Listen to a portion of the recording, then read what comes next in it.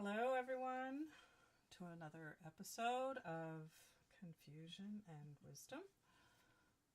We're here with life coach Ardeshir and myself. I'm Eleanor Bell. So let's get started with the questions. First question I'm going to ask you. If you were married and had a good job, but your boss threatened to fire you unless you sleep with him/her, would you do it? Oh, for sure. No question. Don't even need to ask me to threaten to fire me. Hey, good opportunity. This is the kind of job one would actually look for, right? That's an interesting answer. Myself, it would be an absolute no. Absolutely no. Oh, my goodness. Yeah, I don't like being threatened, so. Okay, next question. Yeah, I don't like being threatened either, but that doesn't matter. Oh, Ardeshir, what can I say? You're completely different. Yeah. Yeah. Okay, so next question. Yeah, right. You and I are totally different, but we're very close friends at the same time. So yeah, it's kind of an odd relationship. Okay, so the next question. What happened when you decided to take a greater interest in people and started asking more questions about their lives? Yeah, that was a big mistake. That was when I started going downhill, so I decided to stop it, and now I don't take any interest in people and certainly don't pry into their lives. Yeah, that's so it's kind of you're saying I stay out of their business and I I stay started out the of their lives. business. Yeah. Yeah. The problem is when people take an interest in your life, they are doing it very often to try and control you, and I don't like being controlled. I'm sure they wouldn't like being controlled either. If they offer me, their own private life stories, I'm not against listening to them, but I certainly don't take an interest in their lives in the same sense as trying to, run their lives for them, give them advice or anything. The only people I give advice to are those who ask for it. If they don't ask for it, I don't give them any advice.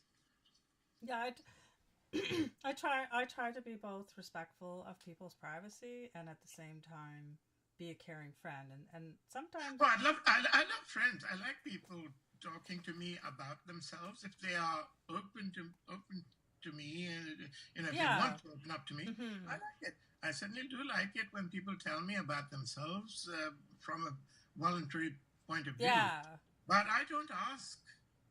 I think you understand really well the balance between I'm not going to interfere with their life, but I'm open to people sharing with me. Oh, And sure, if they want to share, yeah, it's you understand that really well and I can think of some people that haven't figured that out, Ardeshir. So yeah, I yeah. like your approach.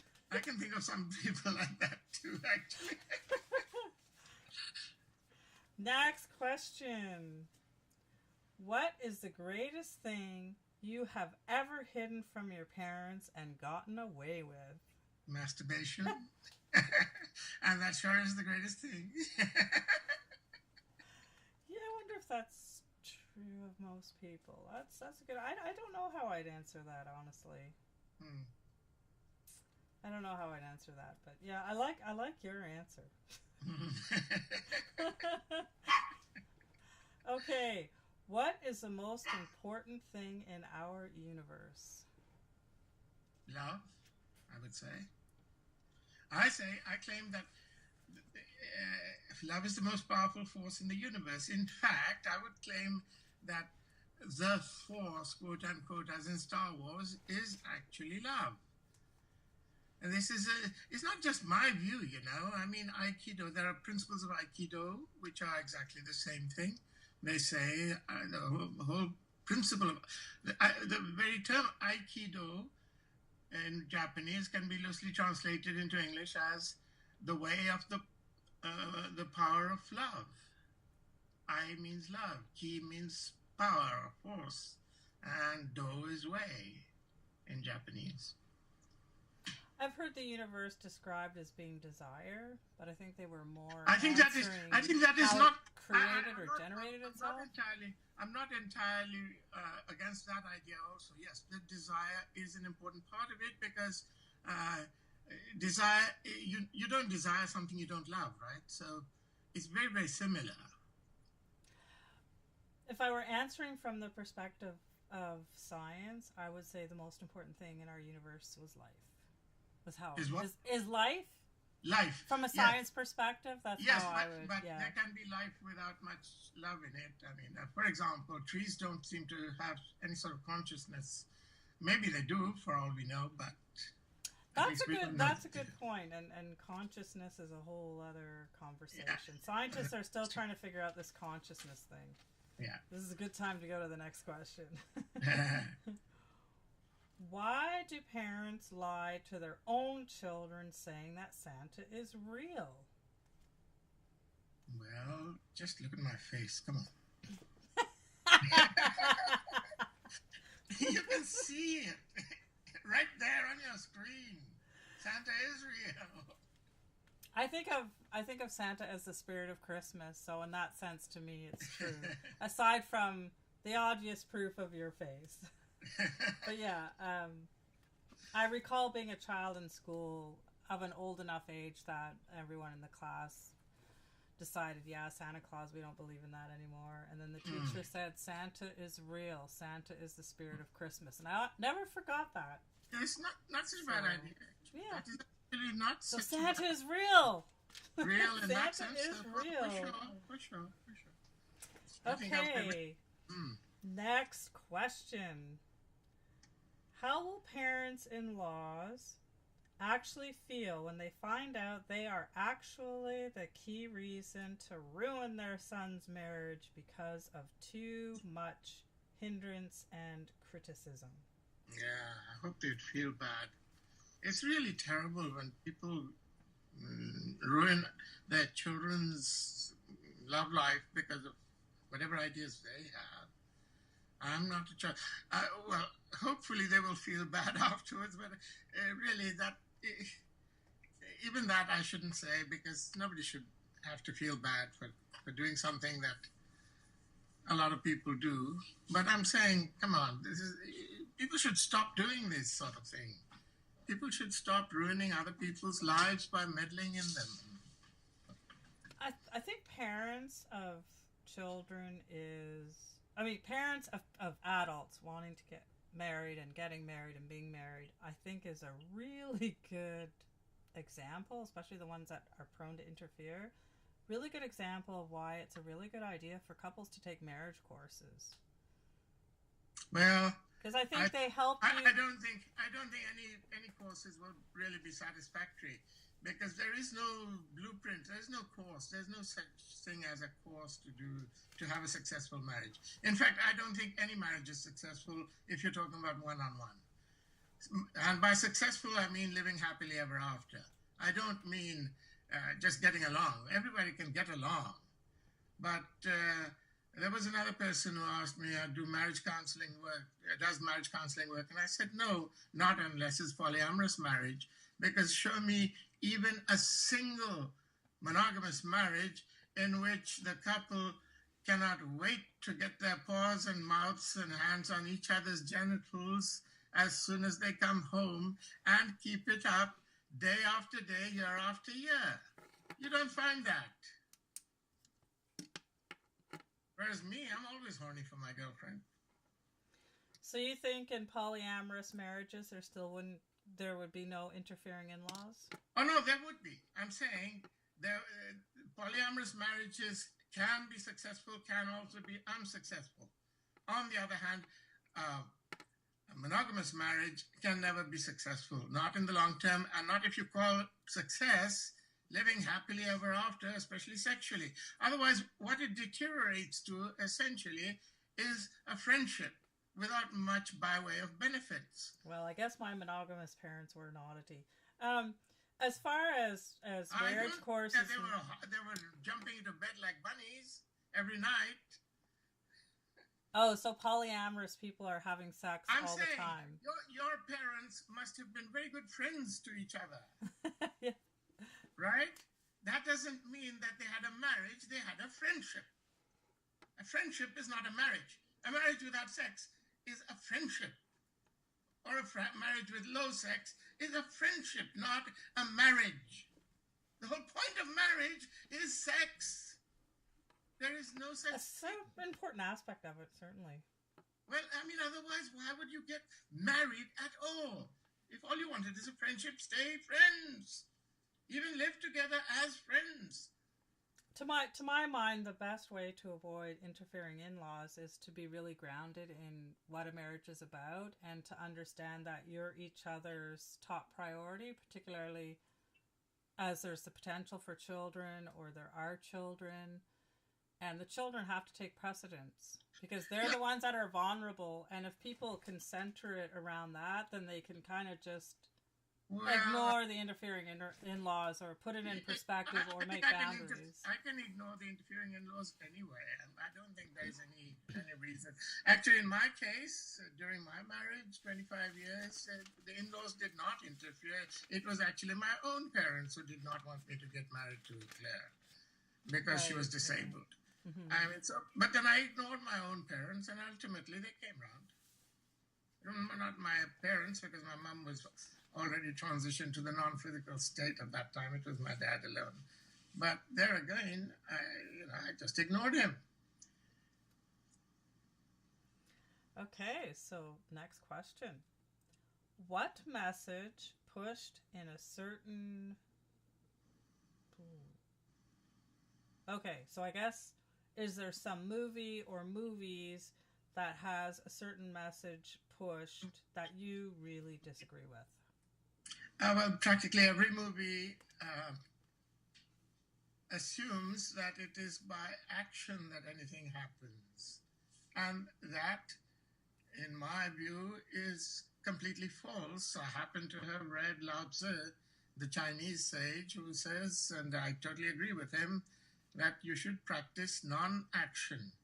One of his very famous poems goes something like this, translated into English: the Tao does nothing, and yet nothing remains undone. The man of Tao does nothing, and thereby accomplishes everything. So movies don't give sufficient heed to the movies power of ideas. Heed to this principle, yes. Mm-hmm. Well, understandably, isn't it? Because after all, there is a problem with movies in that they're visual. You cannot actually get into the minds of the actors very much. You see them, you see the movie. You do not actually, what should we say? And most of them has less than 2 hours to tell the story too, which is... Yeah. I actually kind of agree with that. I think there's a lot to what you said there, particularly action-y movies. Yeah. But action movies are fun. They're fun to watch. There's not, to me, a movie is entertainment. A movie is not a philosophical message, you know? It's entertainment. Yeah. And for entertainment, totally. They especially the Christmas Day movies. All kinds of movies, not just Christmas. People don't want to think on the Christmas Day movie. I'm talking about any kind of movie, comedies or dramas or action movies. They're all entertainment. I love watching movies. In fact, it's not one of the things that I dislike. Movies are great, but they're great because you enjoy them, not because you necessarily learn much from them. Mm-hmm. Okay, next question. Why do I hate my boyfriend sometimes and want to break up with him, but I actually love him? Well, you see, this is a very deep question. On the face of it, it doesn't seem so, but it is very deep because everyone is born with a counterpart, a mate, so to speak, a soulmate, someone who completes them. In most cases, it's someone of the opposite sex, not in all cases, though. And that person is needed, that soul is needed to feel completely whole and to be completely satisfied. So everyone actually loves their soulmate. What one can call hate is only on the surface. Deep down, that love has to be there. Otherwise, nobody can feel sufficiently whole or satisfied. So this girl who's asking the question obviously does not like certain aspects of her boyfriend, so she says she hates him. But really, deep down, she does love him. Now, the way to get past all this is to ignore the other person's negative features and just focus on their positive aspects. A very easy way to do this is to keep a journal, a notebook, which you can entitle My Book of Positive Aspects, and every day write down some positive aspect of the person you're talking about. And if you do that long enough, then all you can see in that person is all their positive aspects, and you fall in love with them every single day. My general rule of thumb is love shouldn't hurt. So given that it passes that test, I absolutely love your advice. I would also say that when two people are in love, especially when it's deep and passionate, and particularly when you might be a younger couple, it's kind of normal to feel like you hate the other person. You feel like it. But once you calm down, you realize, oh, I love them. So it could be... I don't know if that's really true, because I remember, as far back as I can remember, I've never actually hated anyone with whom I ever had sex, or even on whom I ever had a crush. I never hated them. So it's perhaps not the same thing for everybody. But as I say... I guess I'm thinking if the emotions are flared up, you feel like you hate them, but then when you're calmed down, you think, no, I really do love them. I want to be with them. Well, that is also true, yes. But I guess, I'm not sure the exact context in which she's asking the question. The point is, if I do not focus, if I totally ignore their negative points, then right. I work completely well. Absolutely well. But there's absolutely nothing to go wrong, because the negative points just... they bounce off me like water off a duck's back. I'm not concerned with their negative points. All I'm concerned is with their positive points. All I see in them is their positivity. You're very much like that. Okay, so next question. I am straight, but whenever I see my best friend be with others, I feel sad, and I often fantasize about him. If he fantasizes about a guy, then he's probably not straight, right? I mean, he may claim to be straight, but is he? A person who fantasizes about other guys must have some aspect of gayness in them, I would imagine. Not entirely straight. Well, actually, let's put it this way. I don't think anybody is completely straight or completely gay. There are, let's say, percentages of gayness or straightness in everybody. So, like, for myself, I would call myself, say, 80-20 straight. 80 straight and 20 gay. I mean, it's not as if I don't enjoy looking at male genitalia. I do, especially nude statues from the Renaissance or from the Greek and Roman period. Those are actually very sexy. And everybody admits that. So everybody must have some level of gayness in them. Otherwise, they wouldn't admit to admiring those things, would they?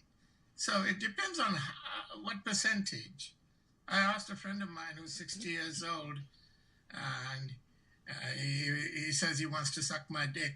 I said, you must be 50-50. He said, no, I'm more like 40-60, 40 straight, 40 gay, 60 straight.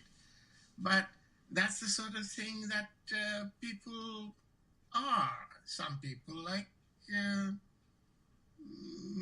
both genders. Some people like all genders. In fact, my two present girlfriends,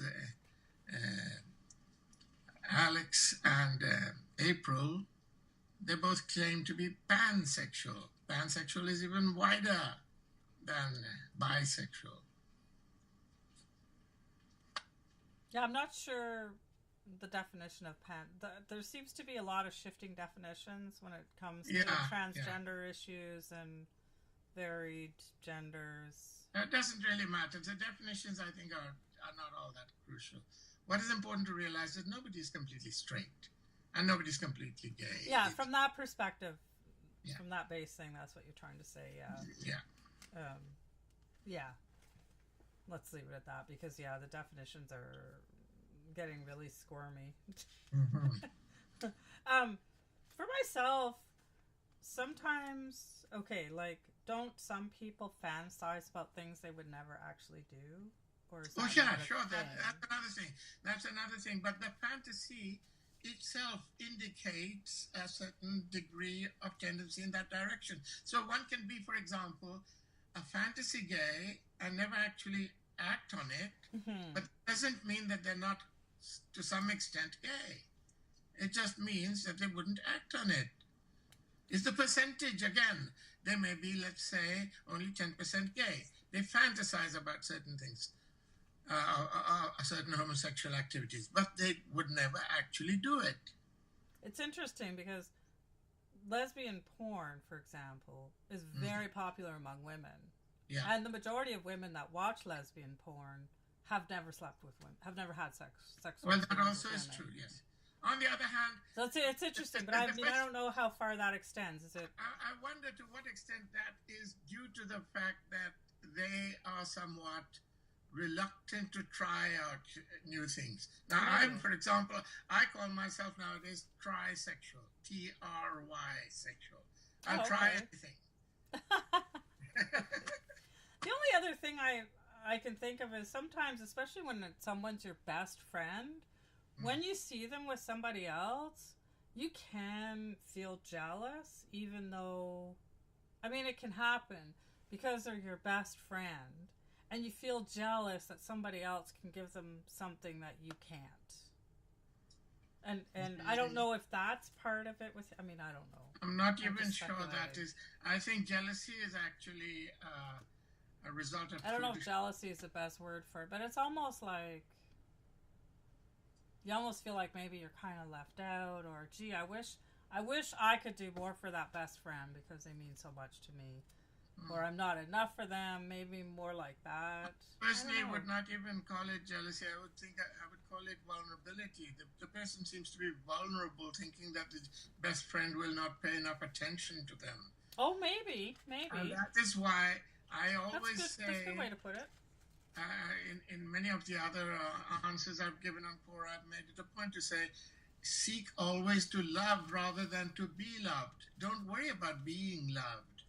That is not your business. That is the business of the other person. What you have control over is your capacity to love. You have no control over their capacity to love you.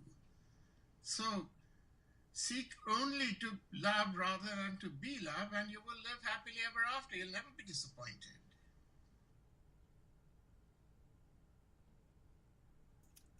All right. What's a good gift to get someone when they say, I don't want anything? Then you give them your love, just like I said. In fact, that's the greatest gift, I agree with that. When you give someone your love, that's the greatest gift you can give anybody. The whole point of gift giving is to kind of demonstrate that you love them. That's the only reason why you give gifts anyway.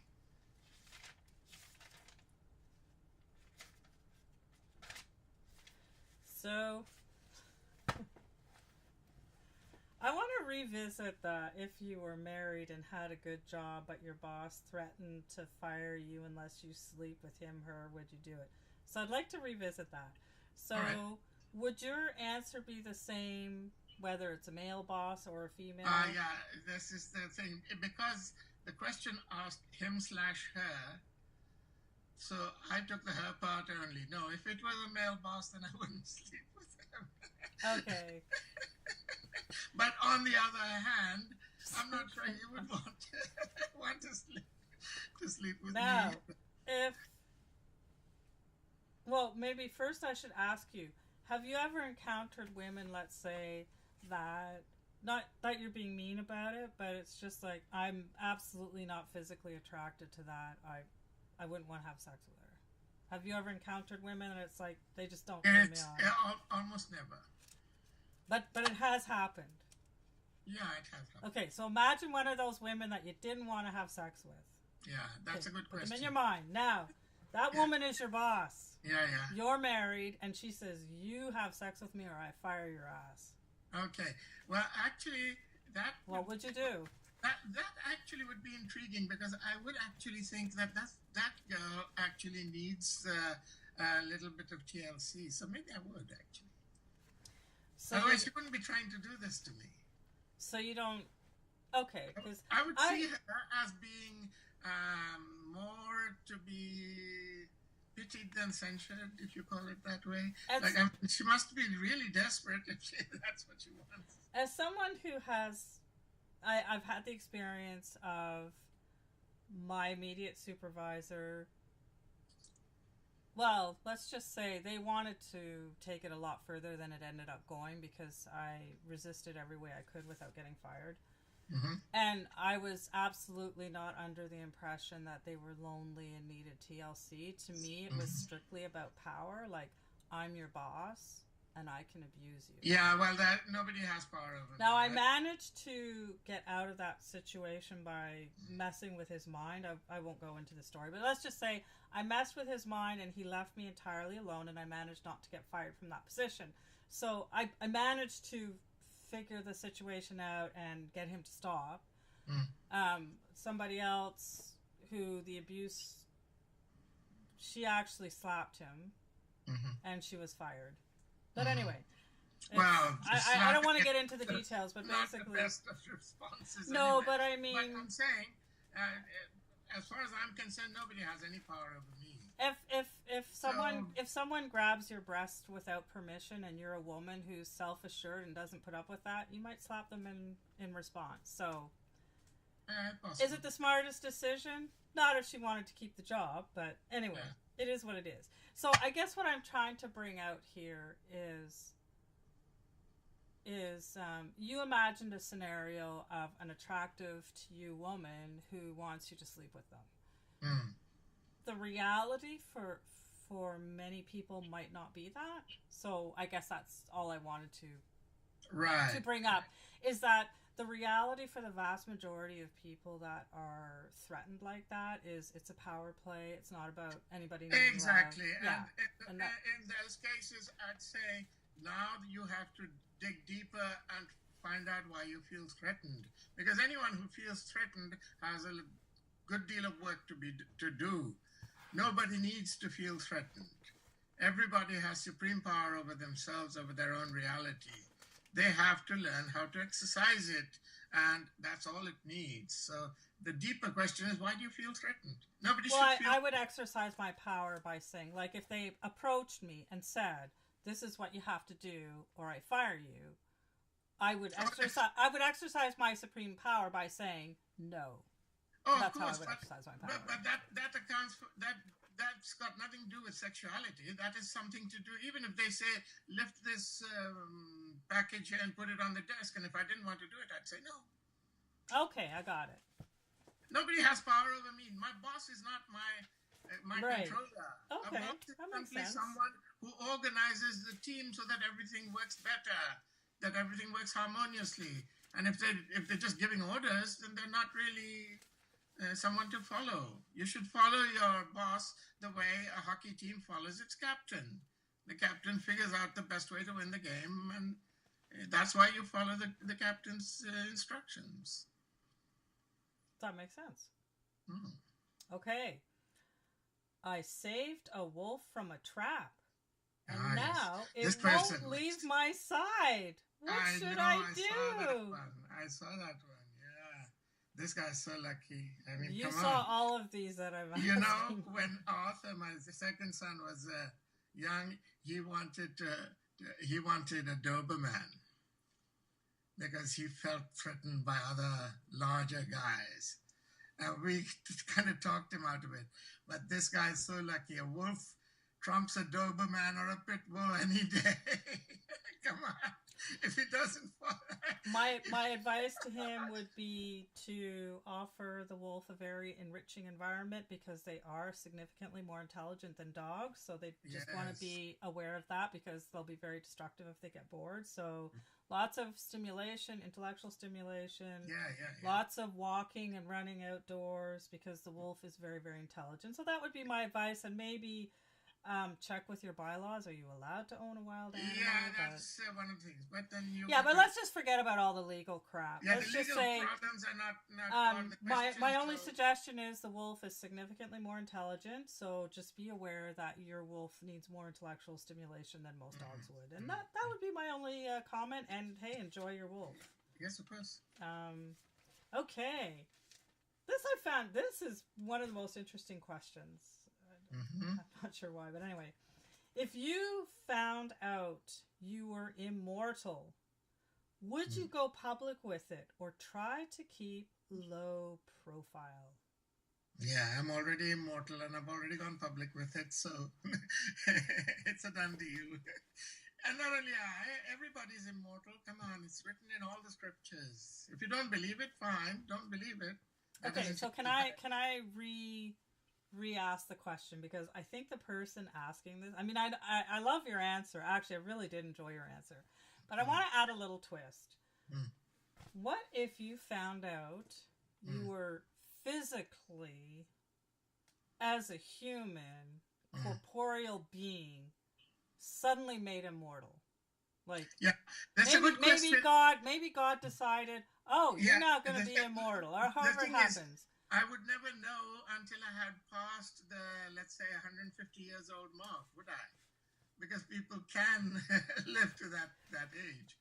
So, but this was actually, this was handled by Bernard Shaw in his play Back to Methuselah, where he advocates that people should try to live to be at least 300 years old, because they die much too soon, according to him.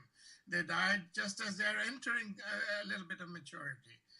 And so in this play, there's a fictional character, a Chinese character who lives like 500 years old or something like that, and he's governing England. In this future hypothetical universe, you are always governed by some foreigner, because only foreigners are impartial, and therefore it's the best kind of government. So Englishmen are sent to govern China, and Chinese are sent to govern England, and so on. And so he does not, these so-called immortals don't make themselves public, because otherwise they get into deep shit with the rest of of society. But on the other hand, I see no reason why to hide. The fact is, Shaw was making a point humorously, I think. If someone, let's say, were to approach me and they said, oh my gosh, I just found out that I'm corporeally immortal, but what should I do? How would they know? Well, no, I'm assuming that God told them. Oh yeah. I might suggest to keep a low profile, because people can react really oddly to the idea that we're all mortal and you're not. I think people would really freak out. I'm sure people would freak out, but so what? Yeah. Okay. Okay.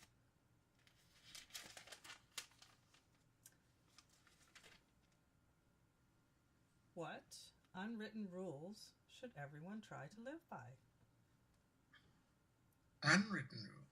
Unwritten rule. What unwritten rules should everyone try to live by? Well, I think the best rule is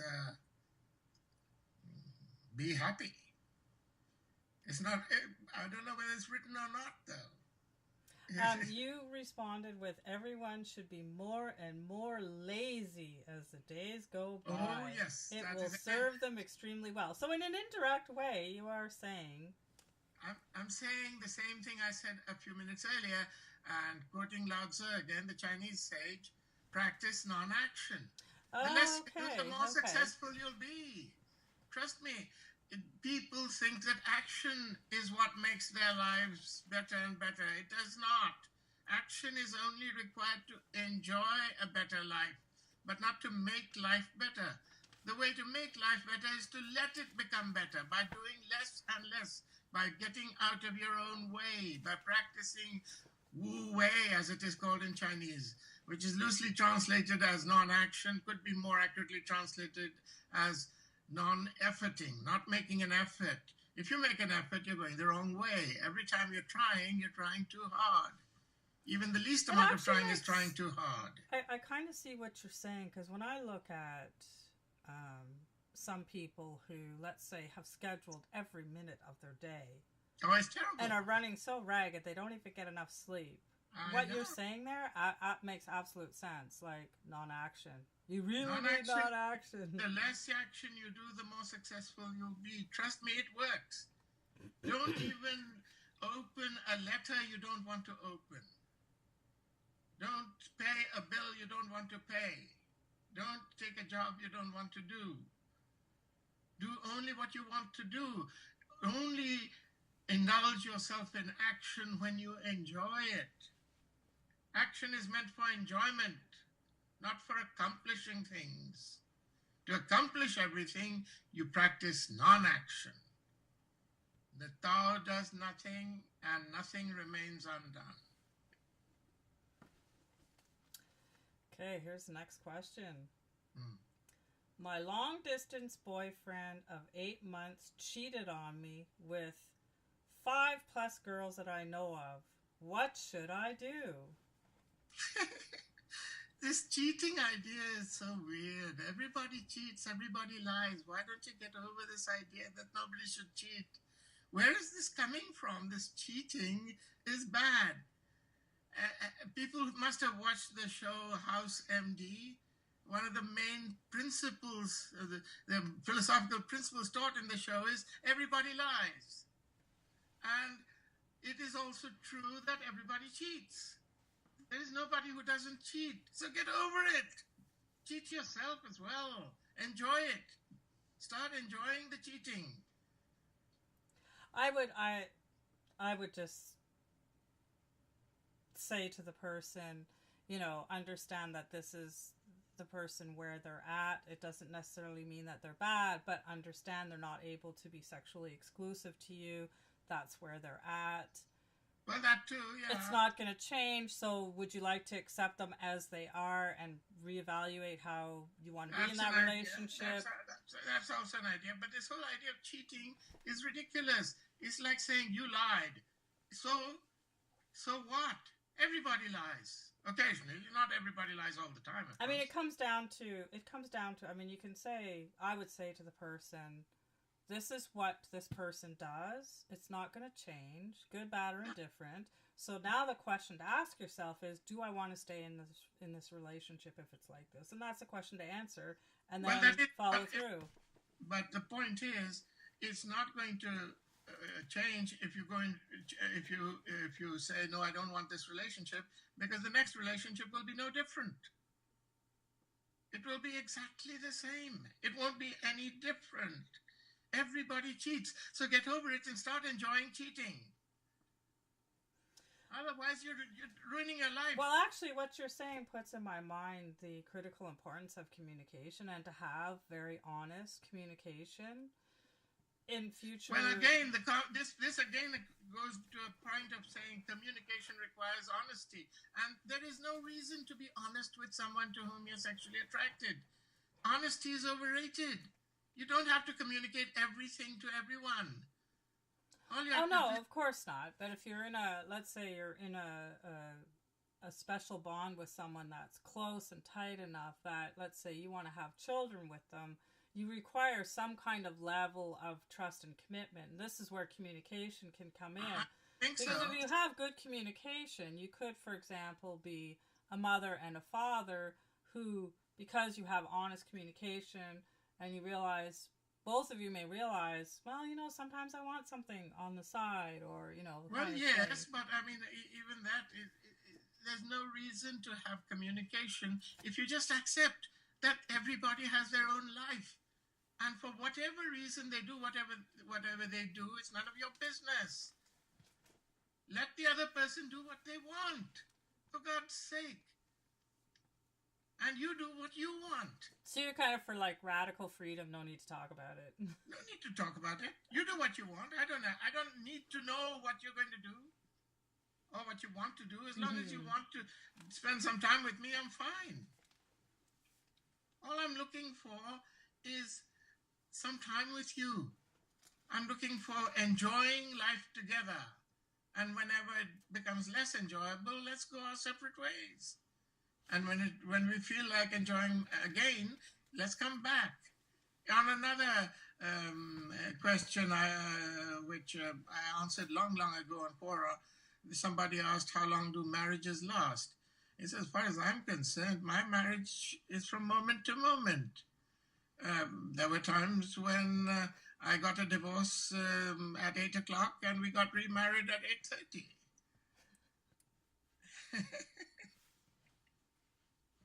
Marriages last from moment to moment.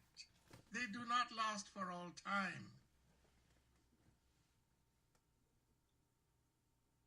Well, it obviously requires, and maybe this is, I don't know how you would think of this, but sometimes it can be a lot of negotiating and accommodation and stuff to try to keep things going and working. That only happens when you're not minding your own business. When you're minding the other person's business, that doesn't, you need all this negotiation, all that. But if you're minding your own business, then you don't need to negotiate. The other person says, okay, I'm going out. So you say, fine, have fun. How does that work though? If you're husband and wife and you have children and you're raising them together, how does that work to like? Well, you raise whatever. Someone, if you don't you have to negotiate who's home with the children when people want to go out? Huh?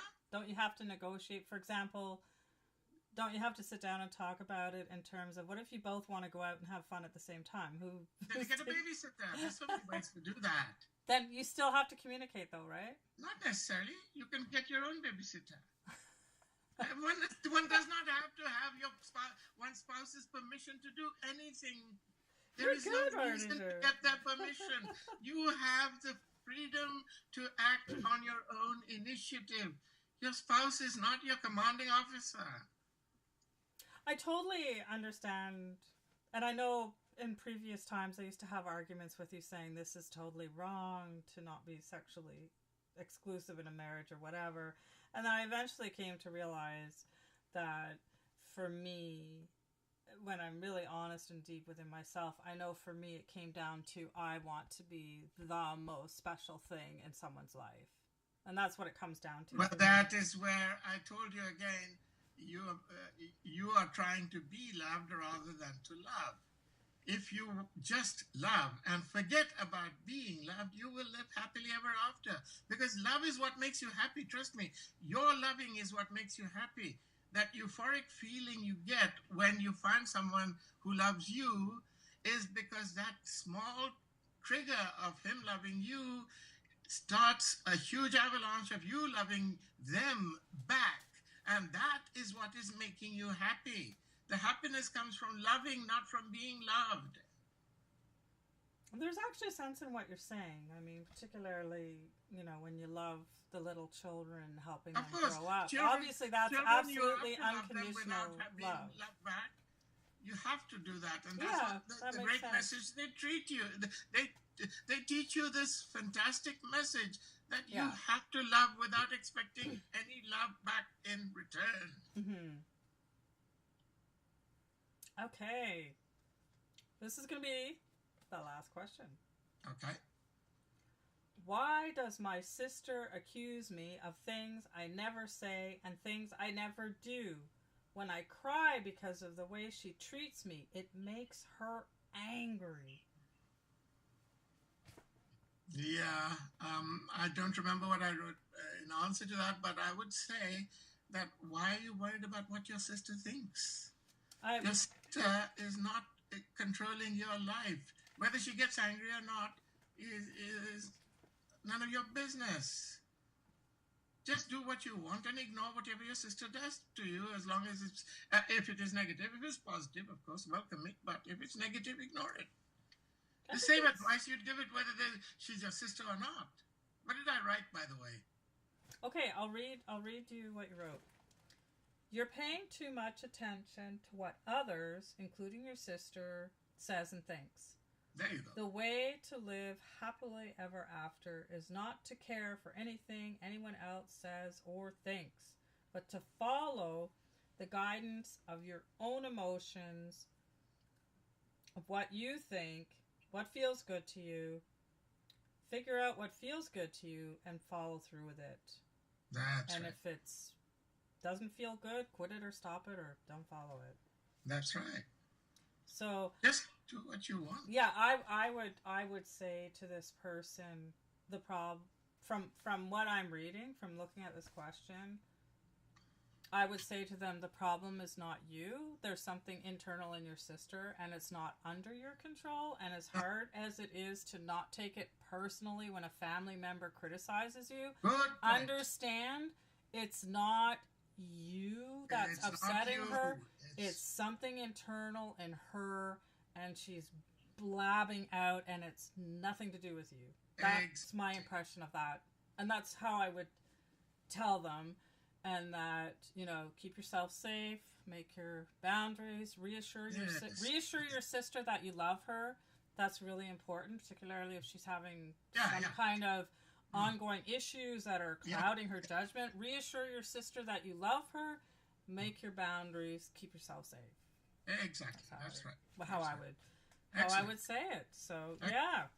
Excellent. So it's not what other people say or think or do is not under your control, so ignore it. The things that you can control are what you think or say or do. And drive your own bus. Yeah. Don't let your sister drive your bus because she's having her own issues that have nothing to do with you. So you drive your bus. It's not your sister's job to drive your bus. So you got to take control of that wheel. And open the door and let your sister out at the bus stop. Yes, let her know you love her, but let her out at the bus stop. And you drive that bus, and you go where you gotta go. Yep. Totally agree. Yeah, you and I agree on that. So that was a lot of fun. Okay. That's the last of the questions I have. Do you have any comments or anything you want to say? Nothing at present. So... want to thank everyone for joining us. Thanks for watching. It was a heck of a lot of fun. Ardeshir Meta. Trying to remember. Ardeshirmeta.com. Okay. This is embarrassing. I should remember all this. What can I say? I have a brain injury in case people wonder why I seem to stumble over my words and stuff. I had a brain injury and whatever. So I don't function on all cylinders. But anyway, so Ardeshir Meta.com. Get a hold of Ardeshir Meta if you want to have some life coaching. If you really like how he answers the questions, you can certainly dialogue with him. You're not committed to hiring him for any service. Dialogue with Ardeshir, ask him questions, check it all out, and maybe Ardeshir can help you. Ardeshir did help me with very difficult life circumstances, so yeah, very grateful for your help, Ardeshir, and I will always remember you for that. You're always welcome. Yeah, he was a huge help to me in a very complex, difficult situation. So, Ardeshir is so good, he works himself out of a job. People just say, "Yeah, you've helped me. I don't need you anymore." So that's the kind of life coach you want, the one that works himself out of a job. So, until next time. We will say bye.